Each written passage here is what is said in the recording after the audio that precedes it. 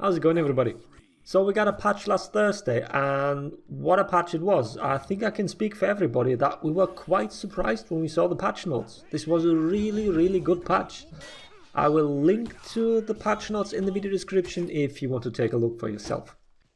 I know the community is a little outraged about the change of the color swatches, but that's not really my department. As usual, I won't go over every single change because that would be like a 30-minute video and I know most of you would doze off. So what I'm going to do is pick out a few, mostly the big ones, and show you what the actual implications are for your own gameplay. If you think I skipped over something important or if there's something that requires further explanation, then feel free to ask me. There will also be an undocumented changes video, as I'm sure we'll discover some extra things in the upcoming days or weeks, so look forward to that. But let's start with one of the main topics and also one that is heavily discussed everywhere you look: revenge. First one, active feats and debuffs are now working properly when receiving the revenge gains. So, according to the devs, feats no longer apply attack, projectiles and so on. So, we tested with traps, projectiles and debuffs, and my guess is that the wording in the patch notes might be wrong. First, traps and projectiles. They do apply attack. The feats alone don't give revenge, but as soon as a second person does something to you, you do gain revenge meter, which implies that the feat applied attack. Debuffs, on the other hand, do not apply attack and do not feed revenge.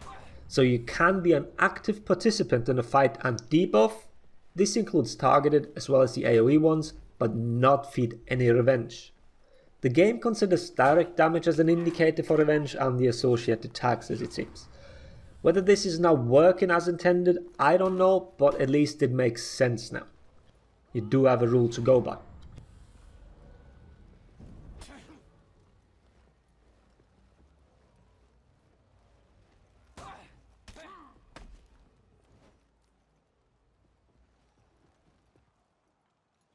Next, countering a guard break will not grant revenge gain. Well, that's just flat out wrong, let's just say it how it is.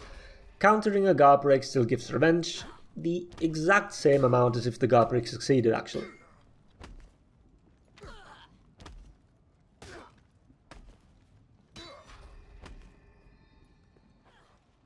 What did change is that a bounced guard break attempt will now correctly apply attack. Pre-patch it only fed revenge, but never attack. This change especially should be noticeable for a lot of players, especially in chaotic matchmaking where guard breaks bounce left and right. Revenge gain should feel a little faster just because of that one single change here. Now, I just want to give my 2 cents on one sentence in the patch notes here. All attacks will now give the right amount of revenge. That is a bold statement, Yubi. I honestly hope it's true, but who knows? Feel free to send me your revenge clips, guys. Here's hoping we can't prove them wrong. But moving on to another crowd favourite. Bashes have been buffed. Both Warlord's Headbutt as well as Blackbriar's Shield Bash have gotten an adjustment. They tighten the timing to dodge. To explain this, a bash has an earliest and the latest possible dodge timing. If you dodge outside of that window, you'll get hit. The latest possible timing is 166 milliseconds before impact. This is the same for literally every single move in the game. So the value that Ubisoft did change is the earliest possible time. They said they shortened it by 200 milliseconds for BP and by 300 milliseconds for Warlord. I get different values, but that is actually not important here. What is important is that the window is now the same for Conquerors, Blackbriars and Warlord's Bash, meaning this change was a step towards standardization of these. I don't expect that these will be exactly the same ever, I guess.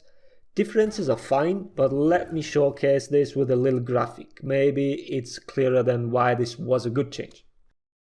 So here we have a timeline from 0 to 1 second.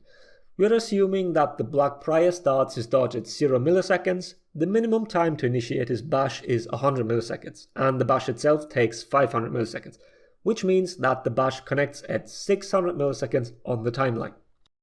The bar below represents the dodge window, 166 milliseconds before impact until 600 milliseconds.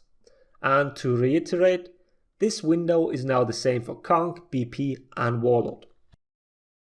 For Conk and BP, you also have a delay window for the bash. You can bash at 500 milliseconds into your dodge at the very latest. If you put this on top of the same graph, you can see that the dodge window overlaps for only 33 milliseconds. And no matter how good you are, you will never hit this timing consistently. Which means that now BP's delayed bash is a viable mix-up against everyone who can't dodge on orange. And this hasn't even taken into account an empty dodge to guard break. For you to be able to recover successfully to counter guard break, you have to dodge before the 400 millisecond mark on this timeline, which means you're outside of the dodge window for both bashes, so you can never cover all options. If you do the same for Warlord, the whole thing looks a little different. There isn't really any reason to delay the headbutt. Overall, the changes will be more noticeable for BP. I still feel BP's bash is easier to dodge because of the bigger animation, but strictly numbers wise, it's identical to Conk's now. Alright, enough with the numbers, now something that's easier to digest. Fire got nerfed. It takes considerably longer now to die from it. This is pre-patch Fire Flask right now.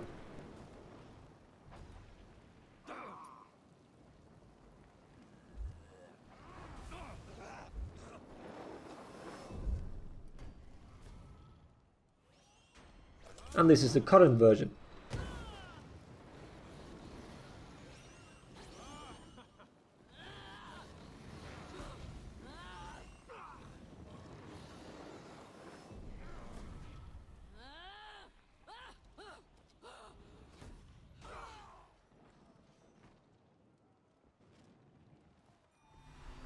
Fire Trap always had slower ticks, so you'll notice it even more with that feat.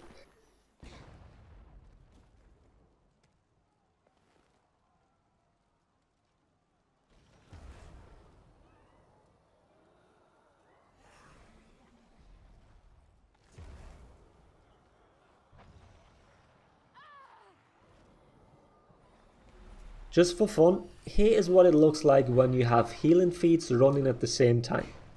Friendship Banner, Regenerate and Black Prior's Bulwark healing.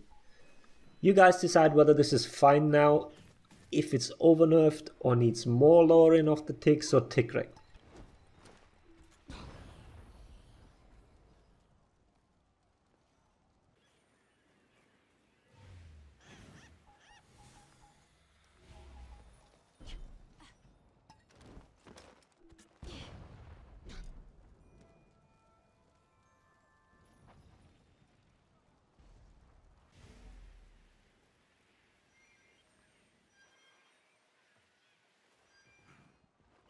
One change I recorded some pre-patch footage as well was one of the Orochi changes. If you successfully blocked a Storm Rush attack, you were able to back dodge to avoid a follow-up light. Heavies would sometimes hit depending on character and timing. Bleach made a whole video explaining this in detail, so click the little thing that pops up if you want to know more. And well, the patch notes say the tracking was increased, but not really, lights still whiff. Either I misunderstood what was changed, or it just wasn't included. So sorry Orochi mains, Storm Rush is still in its bad state.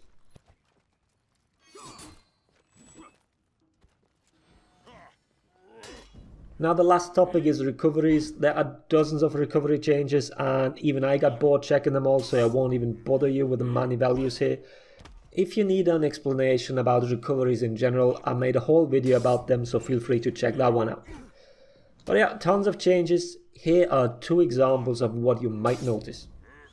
The last move Orochi's Hurricane Blast was truly confirmed on was Highlander's Combo Heavy. That can now be dodged. And another value which is interesting and everyone can check for themselves in the patch notes and hopefully soon in the info hub, if I finally get around to testing them all, is the 700 millisecond recovery threshold. This usually means that you cannot get a guard break if you dodge that attack or move on reaction. A good example is Valkyrie's light finisher, so next time you look over patch notes, you can tell for yourself. And just because I need to hold myself accountable, I guess I will stream some recovery tests next week. I will send out a community post, so if someone wants to help me not die of boredom while doing it, feel free to hang out. But yeah, that's it for this video. I hope it was helpful. Thanks for watching. Latest, everybody.